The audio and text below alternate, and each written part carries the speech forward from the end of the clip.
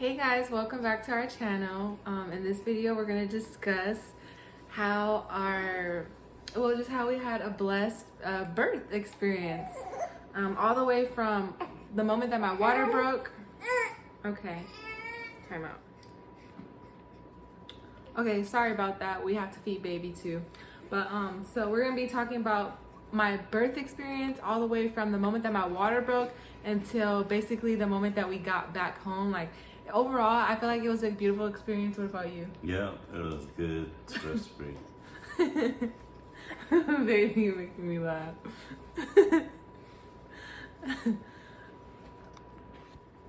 Okay, so what do you want to talk about first? Do you want to tell the truth? How everything started? Yeah. Okay, so calm down, baby. We have a greedy baby. But okay, so basically, I feel like birth started for me because I was frustrated with you. That's what I think. Because Like always. okay, so we went for a walk in the morning time, and like always, because my whole pregnancy we tried to do our best to stay active and go for walks and stuff. And then especially like when you're in your third trimester, you want to be up and active because you kind of want to start labor either way, just because you're tired of being big and pregnant. So we went for a walk in the morning, and like if you know us and you know Malik, like you know like he's obsessed with going to the gym. And I'm like at that point in my pregnancy, I was just like, we need to do more stuff, just the two of us, like hanging out at home and things like that, or like just going on dates, because it's gonna be these are our last moments where it's just gonna be me and you. Like for the rest of our lives, we're always gonna have a little tiny person, or you know, we're always gonna have someone with us, or just in the back of our heads. It's never just gonna be just us anymore. So as we were going for this walk, like he started like talking about like how later on like he's gonna go to the gym and stuff, and I was just so tired of gym talk, and I was just like, you know what, like you should be like staying at home, da da da. And he was like, you want me to be at home and fat? Like which is I don't, but that's just in his head. Yeah, she feels her way. I'd be at home all day. Wouldn't be doing nothing. That's not true. If it was my way, I would plan more like couples things for us to do. But anyways, okay, so while we were on the walk, so obviously that was like a small disagreement, which of course everyone in a relationship has like disagreements. So I just was like, you know what, you know, F this, like I'm about to go back home because I don't even want to, at this point, like I don't want to hear what you're talking about. I told you like we should be kicking it. This is probably gonna be our last weekend because my due date was actually my due date was the next day? Something like that. Oh, it was 3 days from my due date. So my first due date that the doctor gave us was December 4th, and then she changed it to the 7th. And this is Saturday, December 4th that this is all happening. So it's December 4th in the morning. So it was like, I'm thinking in my head, like the baby's gonna come any day. This is gonna be our last weekend that it's gonna be just to us, to ourselves. So he's like telling me like all this shit that he's gonna do, and I'm just like, you know what, I'm not with it. So I just start walking back home, and like he's walking behind me, like saying like all that stuff, like if it was up to you, I'll be doing this, I'll be doing that. And I'm just like, whatever. So he ends up going to the gym anyways, and I'm just like, you know what, fuck it, like I'm just gonna, you know, just be at the crib with it. So I go to the bathroom.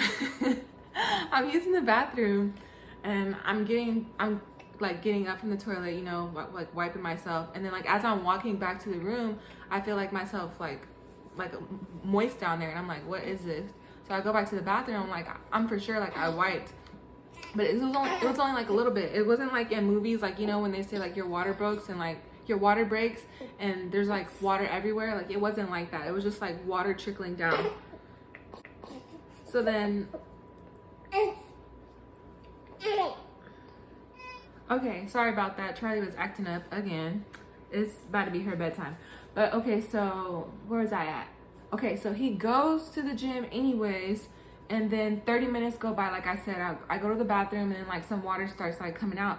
So literally 30 minutes. This is how you know God don't like ugly, because I literally told you it's gonna be our last weekend for just the two of us. So so yeah, that happens, and I'm like, okay, I think my water breaks. So I already have my hospital bag and stuff like that packed. So I'm like, I text him like, hey, like I think my water broke. I'm about to go to the hospital. So even though like he chose to go to the gym, he still had to turn right back around, come right back down the street, meet me at the hospital. And from there, the reason why I say it was just such a beautiful experience because like I didn't have any complications or anything like that. Like I didn't have no contractions. Like I said, it wasn't like in a movie. It wasn't like in a movie when your water breaks and it's water everywhere.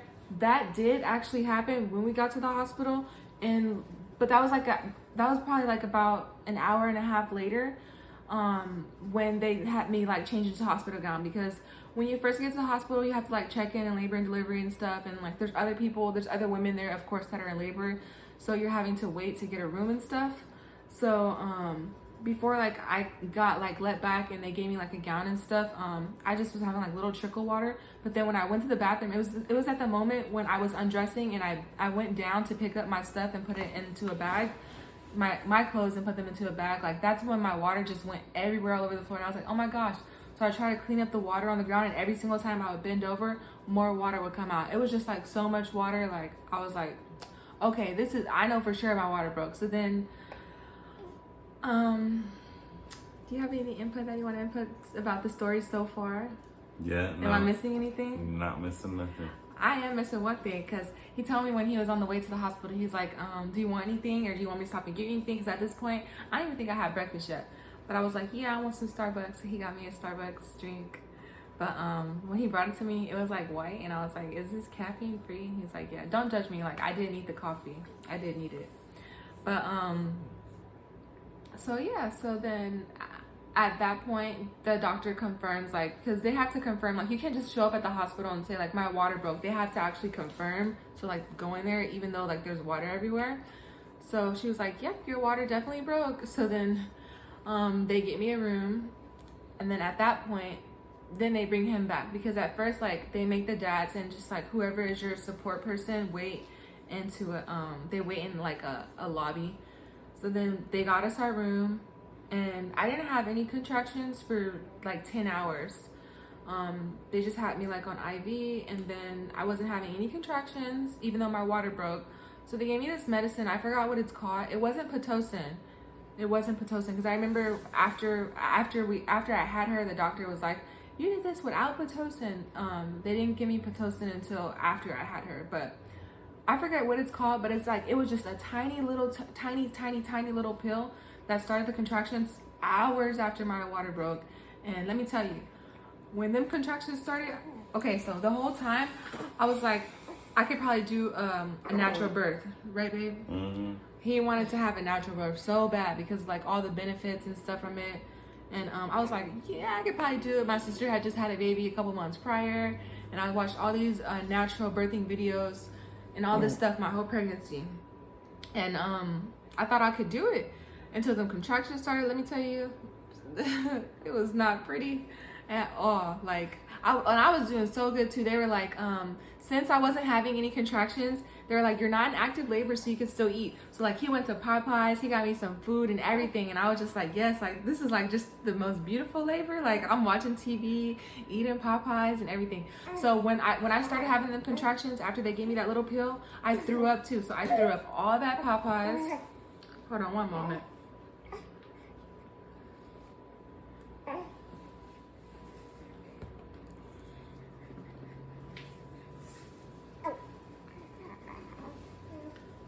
She's already in her pajamas. She's already ready to go to bed. But so I threw it once those contractions started. I don't know. And that little pill they gave me, I really wish I knew the name of the medicine, but I just can't remember what it was. I threw up all that. Oxytocin. Oxytocin. No, that's like that's what they gave. That's what they give. Like, I think. To start your contractions. No, it wasn't to start.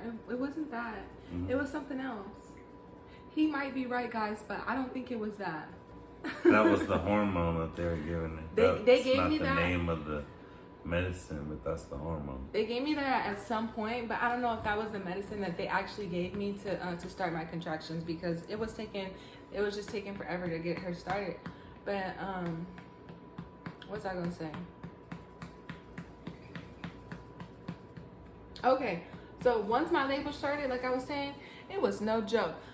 I was like, and as soon as my contractions started, they were automatically 2 minutes apart. It wasn't like, okay, they started and then I was getting one like every 30 minutes, every 10 minutes, every 5 minutes. It was not like a gradual thing. They just was like back to back to back, and I was like, whoa, like, and it was something that it's a pain that you never experienced in your life.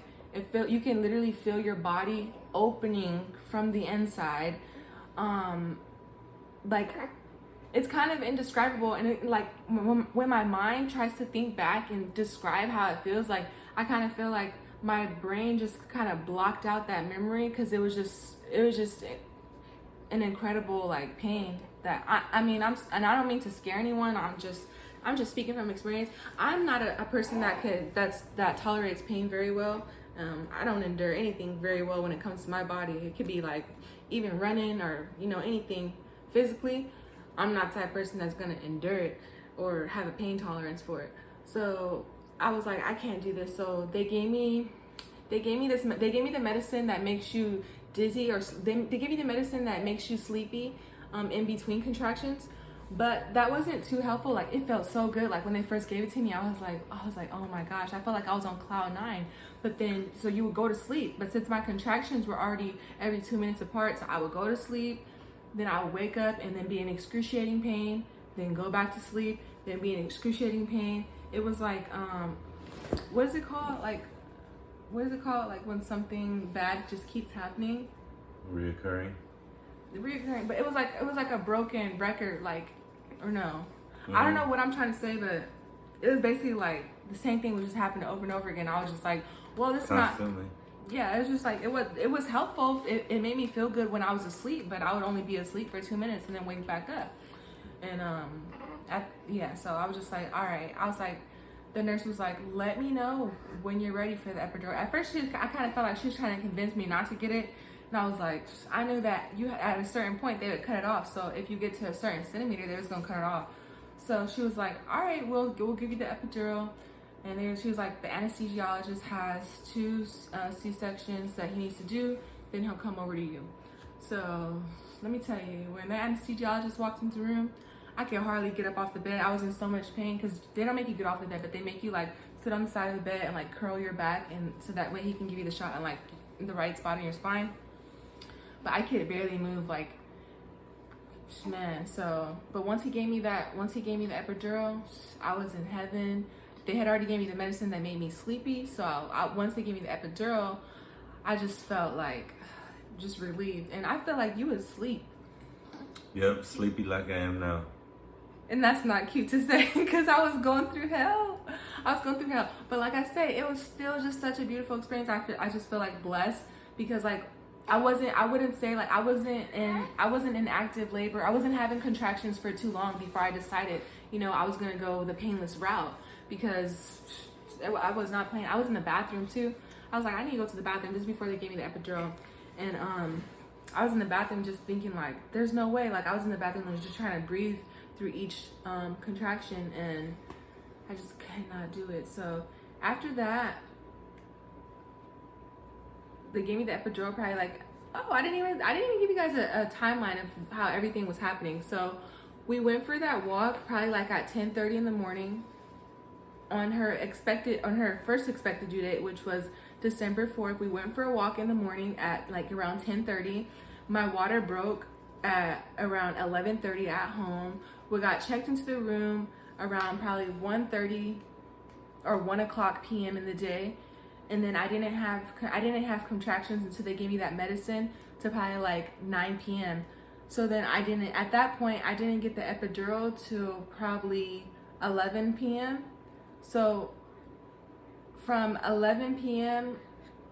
up until 7 in the morning, I guess that's like my active labor, but I couldn't feel it because I had the epidural. And guys, we slept the whole time. Like, I don't even think the nurses really like I don't know. I think that, well, let me say this, because how they change shifts every 12 hours, and I was just so knocked out. I was asleep. I think they were like, she's relaxed. We're just gonna let her be, because I remember at like 4 o'clock in the morning, they came to check and see how dilated I was, and she said I was 9 centimeters dilated. So from 4 to 7, I was already like ready to push.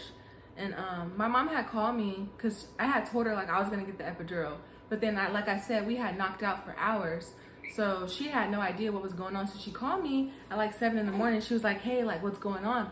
And I was like, "Oh, well, nothing much. They said I was 9 centimeters dilated at 4 a.m." And she said, "What?" She's like, you need to get Malik. Tell them that they need to start pushing. Like, I don't know why you haven't started pushing you yet. Like, the baby's head is gonna be cone head and all this stuff. Like, she's in limbo. Like, you guys need to.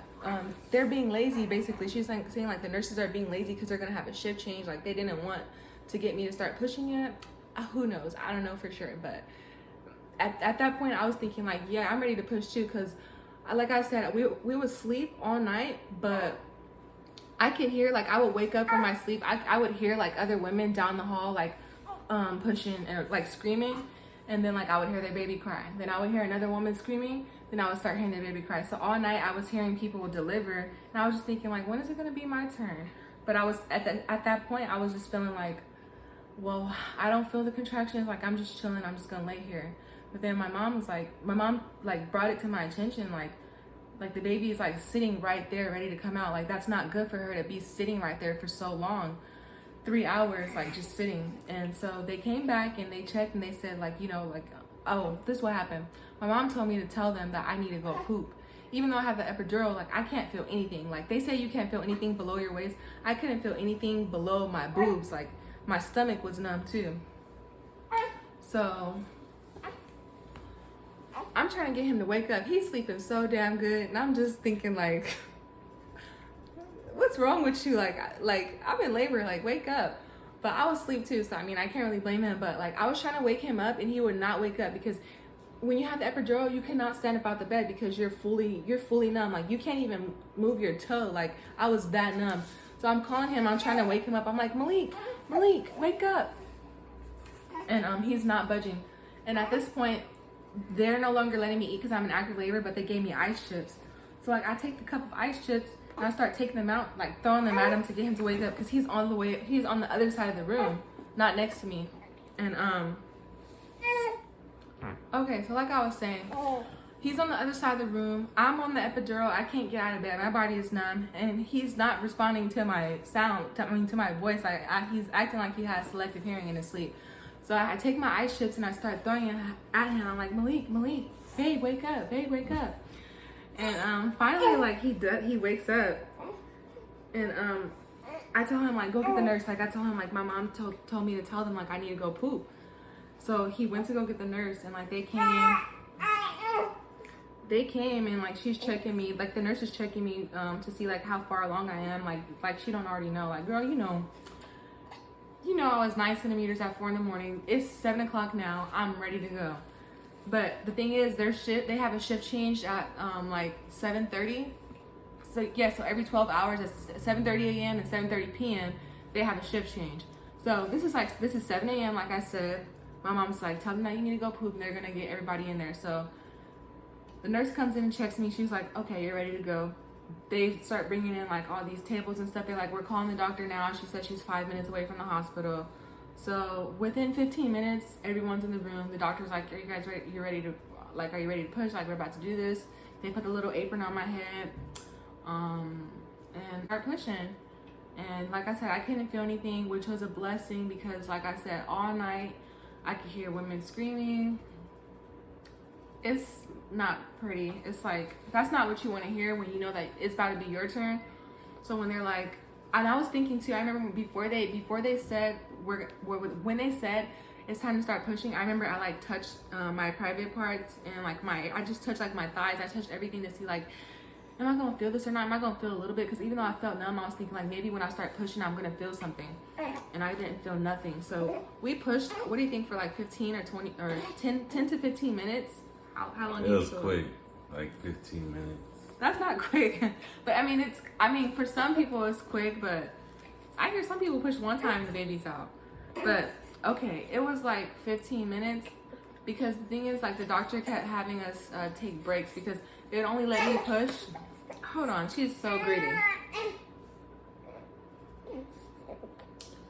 So greedy. We had a greedy baby. Man. Ooh.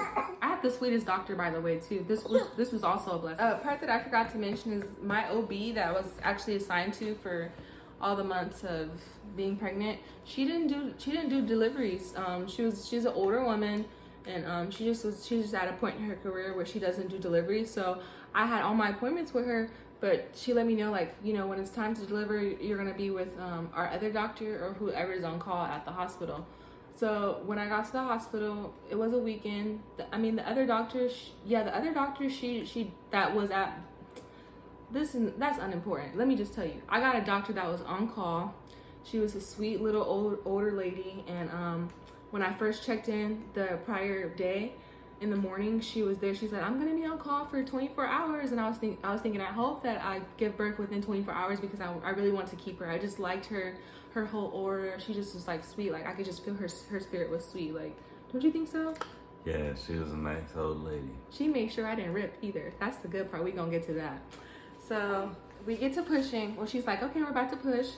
So she would only let me push when I had a contraction. Then she would be like, "Stop." So I would stop. I would breathe. So that's why it took 15 minutes because I couldn't feel anything, and I kept asking them, like, "Is she coming down? Like, is she moving? Like, is anything happening? Because I can't feel nothing." She's like, "Yeah, she's coming." So as I'm pushing, I told Malik, like, I didn't want him to see me. I didn't want him to look down there because I just hear, like, when guys, like, when they see, like, what happens to your, like, private parts, they just think about you, like, differently, and they just look at you differently, and I just didn't want him to look. But the whole time I kept saying, "Malik, don't look. Malik, don't look." And he kept on looking. Why'd you do that? I don't know. I wanted to see the baby come. Well, so he said, well, since he was looking, he said, like, the doctor was, like, doing something. Like, what's she doing? Well, she was like, of course, doing what doctors do. Like, they help, like, guide the baby out. But he was saying, like, she was doing something with her hands. Like, what's she doing? She was going like this inside of her, grabbing the baby's head like this. But delicately. Yeah. She was, like, delicately turning, he was saying. She was doing her thing. And so, basically, I pushed for 15 minutes. The doctor was, like, guiding the baby's head. I remember at one point she said stop, and then she was, like, doing something, like, I think maybe turning the baby's position, like, changing the position. Then she was like, "Okay, one more push." And then next thing I know, she was like, "Do you want to feel her head?" And I said no. And then the nurse took my hand and, like, put it down to feel her head. And then right when I was feeling her head, her whole body came out. And that was it. She was out. And I was like, "Oh my gosh, she looks like her grandpa." The first face that I saw was Malik's dad. Like, when you guys see her, like, I don't want to show her right now because she's not, like, dressed up and stuff. I want her to be cute for you too, for her first little appearance. But when I first saw her, like, if you guys are gonna be like, "Oh, she looks like Malik," like, no, he is identical to his dad, and she is identical to him. Like, she just, like, I don't know. She just, to me, like, that's just the first face that I saw. I was like, wow. And yeah. So I then asked the doctor, like, did I rip? Because of course, like, that's what every woman is, like, afraid of, or, you know, concerned about. Like, is my private part going to be able to bounce back from this? Or, like, you know, what am I going to have to deal with when I'm not numb anymore? And the doctor said no. And I'm like, "I know you lying." She was like, "No." She was like, "You have a few," what'd you say, scrapes? Mm-hmm. She was like, "You have a few scrapes." And I was thinking, but she was like, but no rips. And I was like, thank God. And I give credit to no rips to olive oil, because my OB, she would not want me to use anything that I would ask her. I would ask her, like, all different types of stuff, like, throughout my pregnancy, like, just things like I wanted to try or help, like, "Hey, can I take turmeric?" She'd be like, "Nope." What else would I ask her? I think I asked her about coconut oil, because I saw, like, a lot of people, particularly Black people on YouTube, put coconut oil down there, like the last trimester, because it helps, like, you know, just get your skin more, like, you know, relaxed and ready to be stretched. And I asked her about coconut oil. She was like, "Nope." But she was like, but I do recommend olive oil. And I was like, cool, because we do everything with olive oil now. Like, we don't use vegetable oil for nothing. So we always have extra virgin olive oil in the cabinet. So I started putting that on, only in external use, of course. Just like after I would get out the shower at nighttime, I would rub some like down there. And I did that pretty much the last month and a half of pregnancy. So when I didn't rip, I was like, oh, like, I think that was the reason why. So I just feel blessed because of that. I feel blessed because I didn't feel her coming out, and she has a head like her father.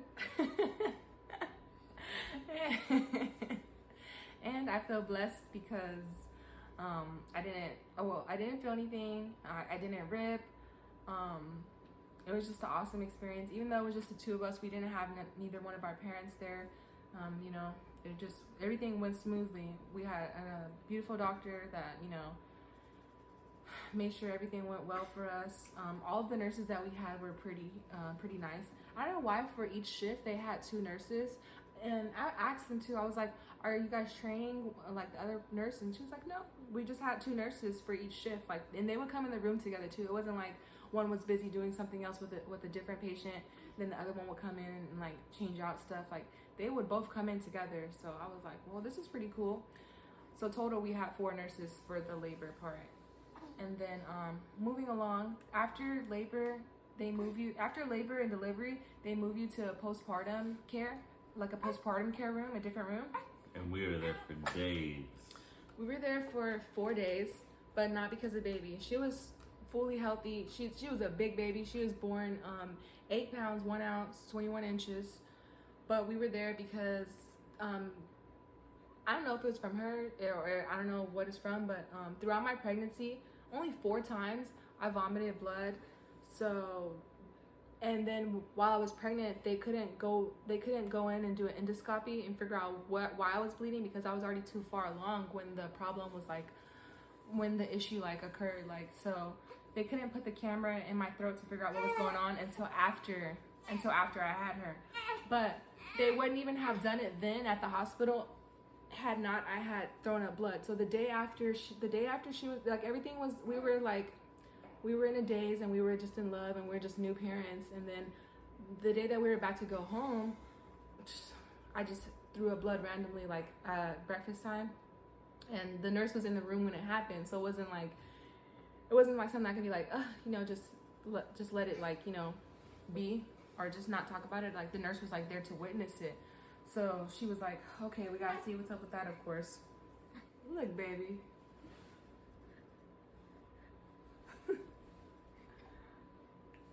Mama doesn't know if she's gonna use this footage yet because I don't want to show you. But if that makes you calm, then look at the camera, baby. What's going on, baby? What we doing?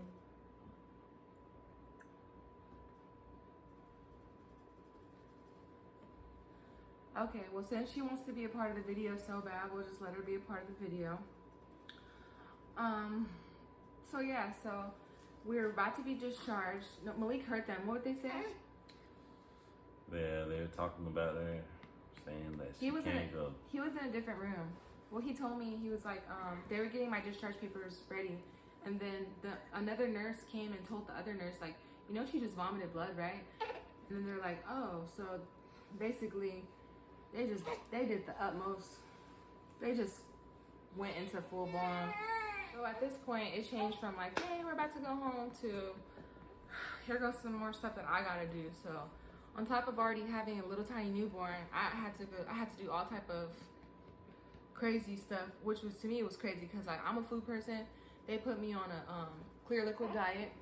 So I was drinking chicken broth. I was having chicken broth and beef broth for lunch and dinner, and Jello, and just only, like, you know, only that stuff. So that was kind of sad. And then they're giving me good food. They was giving him good food because they give the dads food too, of course. But so he was having like real food, and I'm sitting there drinking my chicken broth because they, you know, we had to stay for the next day. So we were thinking it's only going to be 1 day, and then this is a long story, huh? Mm-hmm. Should I do the whole story? I'm thinking if I should tell this whole story. Basically, They ended up doing the endoscopy and finding out that I had ulcers in my, I don't know if it's ulcers or an ulcer. I didn't even care to ask. I'm still dealing with them. I'm not dealing with them. I'm still going to my appointments for my GI specialist. But at the time I was just like, okay, so what's the next step moving forward? After they did the endoscopy, found out that I had the ulcer in my stomach. They also said that I had a, I don't know if they say esophageal, but basically your esophagus, I had a tear in my esophagus as well. So they were like, we don't know if the bleeding is coming from that or if it's coming from the ulcers. So basically I have to follow up with them, but they ended up keeping us for 4 days. Ooh, poo-poo girl. They kept us another night after that because after the endoscopy, they wanted to make sure that I was still okay to be able to go home. It wasn't 4 days or was it 3 days? 4 days. It was 4 days, but I feel like I'm missing a day because they ended up keeping us again for what? I don't know. This was all stuff because of me. It had nothing to do with the baby, and I was just like, I was thinking, dang, he stayed with me the whole time. I mean, did you stay with me? I mean, he would go home to shower because like the showers at the hospital it wasn't like, they didn't give us a shower and like a personal shower in our room. Like they had shower down the hall that you can go into. And personally, I had to use that one while he was able to go home and shower. And the water did not get hot. This is Riverside Community Hospital. Or not, should I not disclose that? No matter. The water did not get hot, guys. And I was in the shower like, and also too, Cold showers are good for you. Not when your boobs are engorged, because at this point, we're already at the hospital for so long. I'm no longer just having, what's the milk called that first comes out? I'm asking you all this stuff like you know. Colostrum? Yeah. You know. Oh, you know. Okay, so the first milk, it's no longer just like light colostrum, like I'm having like real milk come out, and at this point my boobs are engorged, and I'm thinking it's COVID, we're only gonna be at the hospital for 24 hours, they're gonna send us home, and then this whole thing happened. So like the stuff that I had in my hospital bag, it was not enough for, you know, I didn't have no breast pads. I was laying in bed, like I woke up one morning and my boobs were like just so big and so in pain. And then I'm thinking like, okay, my mom told me you can go take a hot shower, and when you have anything warm on your breast, it makes them what's the term called? Relax. Not relax. What, express? No, exhaust. Okay. Okay, so she was like, okay, you can go take a hot shower so they can exhaust. And yo, that cold water just made it even worse. They just like froze up like stones, I felt like. And so I came back to the room like that was the worst mistake ever. That was just a little extra part of the story. But anyways, oh, this is another reason why we was at the hospital for so long. Fix her thing. This is another reason why we was at the hospital for so long. So remember I told you I got the epidural, right? Because I could not do the pain. Tell me why I was getting spinal migraines. So the anesthesiologist told me the anesthesiologist told me this is what happens when they go in to do the epidural, and for some reason you have the fluid in your spine leaks. And he was like, I didn't see that though when I did yours. I feel like he was trying to cover his tracks. Because they brought the same anesthesiologist back into the room like 2 days later to like talk to me about it and stuff. And it just so happened because, you know, he could have been like off or something, but since he was actually like on the clock, they made him come up because it was him that did it on me. So he came in the room like, I didn't see that happen with you, but I'm thinking like you did something because I'm all the way messed up. Like it was to the point where I couldn't even lift my head, guys. Like I was in so much pain. My eyeballs, like everything about my head was off, like. And then on top of that, having a newborn, which I didn't when it came to her, I was up and I was about it. It didn't matter. Like I would get up, I would feed her, I would change her, whatever she needed, I was there. I would hold her. She didn't cry like that. That's another thing too. We had such a good baby. That's another reason why it was just a blessing overall, because you hear all them babies crying. When I pushed her out, the doctor said, okay, we need her to cry a little bit more. She was awake, like her eyes was open and stuff. She was breathing, but she just wasn't crying. Like she made like a few little noises, and doctor was like, okay, we need you to cry a little bit more. And I don't even know if they like patted her to make her cry, but she just made a few more sounds, and they were like, okay, you're good. Like she was just so good and quiet the whole time. So not no more.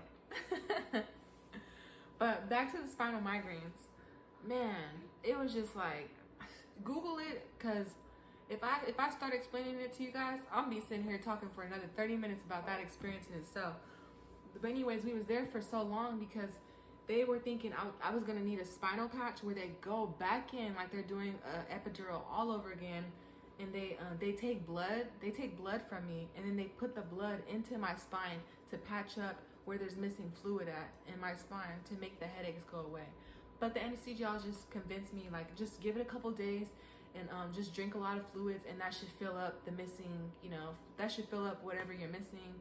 Just try. They're like, drink a lot of caffeine. So even though I just had a baby and I was breastfeeding, they were giving me coffee, telling me I should drink coffee because coffee would help with that. And it actually did. Like, I would down a cup of coffee, then I would have like no pain for like 30 minutes, but then it would come back. So I would drink like a lot of water, and they would just like, just rest. So I'd be just laying in bed, drinking coffee, drinking water, just resting. So that's why we were there for 4 days. Malik called it, what do you call it? Hotel hospital? Mm-hmm. What did you say exactly? What's your nickname for it? I forget. Hotel hospital. Hotel hospital. But another reason why it was a beautiful experience was because, like I said, it's COVID. So after you have a baby, you can't really have a lot of family members and stuff like that at your home helping you take care of the baby. And it's our first baby too. So, like they say, there's no book on how to be a parent, even though there's actually millions of there's thousands of books on, parenting for the first time and stuff like that. But like when you actually get into it, it's just like, you just freestyling it. But the blessing behind that was that we had all those nurses, when we would have a question, boom, they would come into the room. They were just so helpful. They would help us out. So, because we knew when we got home, we weren't going to have like family members staying with us because of COVID, having a new baby. We just wanted to keep our house clean. Like, we kept the house clean, like, so good for her arrival. And, even when she's still here, like, Malik is OCD when it comes to cleaning. So he's cleaning all the time. And I just feel thankful for just having the nurses for those 4 days, just teaching us how to do certain things. Like, for example, when I would burp her on my shoulder, she didn't like that when she was a day old, 2 days old. So the nurse taught me you could set her on your lap and like put her little head in your hands and just pat her back. And that's what she liked. So that's what I was doing. And I don't know if I would have learned that on my own, but like, it's just like little things here and there that they teach you is like, helpful. Like her first bath, like stuff like that. Like, of course you can watch YouTube videos on how to do it, but like when you're actually like there physically, like they do it anyways because they do it after 12 hours of birth. But I'm just saying. Anything you want to input, babe? No, the food was busting. He thinks the food was good. My sister had a baby there 10 months prior. I had my baby in December. She had her baby in February, same year. The food was not awesome to her at all. But the secret is that you could tell them what you want. They have a menu, and you could tell them, this is exactly what I want to come to my room. You just have to order it 2 hours prior to the meals. They give you 3 meals a day, breakfast, lunch, and dinner. And they was just hooking it up. I was eating all mine. He would be getting chicken tenders and potato wedges. And the chicken tenders is big, too. Like, big, thick, all that. I had the chicken tenders and potato wedges, too, before they put me on that bullshit liquid diet. But yeah, the food was actually good. The breakfast will be good too. Like, Riverside community, y'all did it up. Anything else you want to include in this?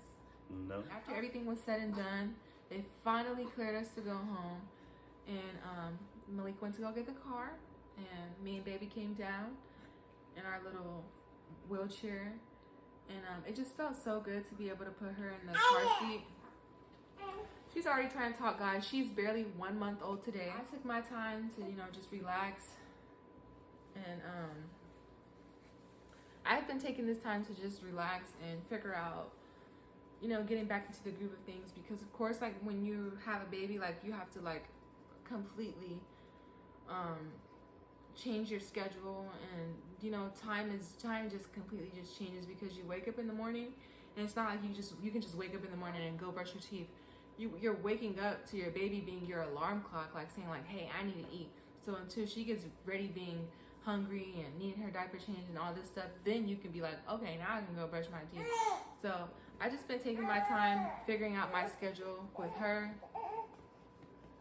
You okay, baby? You want mama? I just it took me like the first week to really feel like getting back into the groove of doing things for myself, because it was just like all her. It still is all her, but like I'm able to, like, you know, get up, do my makeup, do my hair, make breakfast and stuff like that. Actually, it wasn't until it was like we were at home for like a week, and then Malik asked for some breakfast. I don't even know if I should say that because I don't want people to judge you and be like, he asked you for breakfast. Let him judge. Well, so anyways, he was like, he don't know how to cook, guys. Let's just put that out there. So he was like, you know, let's have breakfast, you know, can you make something? So I was like, sure, you know, like, hold the baby. So I got in the kitchen, and let me tell you, when I got in the kitchen and started cooking and just moving, I felt like myself again. Like, I just was like, wow, this is what I needed to do this whole time. Because when I was just at home, just like, you know, just laying in bed, taking care, he would do everything around the house, like go get me something to eat, like fast food, but like a healthy option, grocery shop, like anything that I needed. I would only get up to go to the bathroom to shower and to use the bathroom. Other than that, I was in the room. He would just do everything for me. And it wasn't until I got in the kitchen and started like cooking, I was like, okay, like I feel like myself again. Then I started like, you know, doing my hair, doing other things. So how do you like being a dad? I love it. What else you have to say? Yeah. He's so shy. I got the cutest baby in the world. She is so cute. Like, we did that, huh? Mm-hmm. Motherhood is great.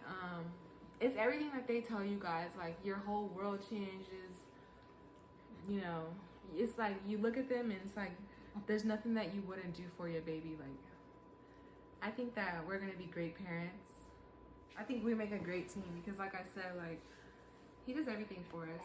He does all the laundry. He cleans up pretty much everything. Like, I do the dishes. I cook. Other than that, he pretty much takes care of everything around the house. So I just think that we make a great team. And Charlie, you got the best parents in the world, baby. So that was our birthing story. Okay, guys, so we're gonna close out this video. Make sure that you comment, like, subscribe, share this video, and put down below in the comments like any other videos, suggestions that you would like us to do. I think next up, I was gonna do a video on a review. I was supposed to do a review of like what I ended up using and what I didn't use in my hospital bag, but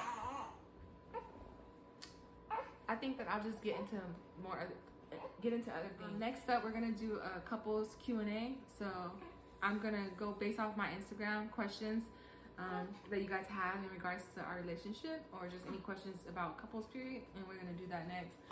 So We'll let you know how to have a good relationship. we have a good relationship. We have a long relationship. Long-lasting. Are you my best friend? Yeah.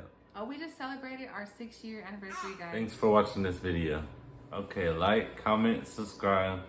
Let us know what other videos you want us to make. I might start making workout videos and just like videos of, you know, good stuff to eat and whatnot. This is our family channel. I don't know. I think he's going to try to be bougie and make his own channel, guys. But hopefully he decides to just put it on the family channel. He's going to be my personal trainer as well. So make sure you stay tuned. Tell her she needs to listen to me. She don't like to listen to me. I do. I do. When it comes to workout, she don't like to listen to me. I do, guys. It's just, sometimes it's hard because it just be hard.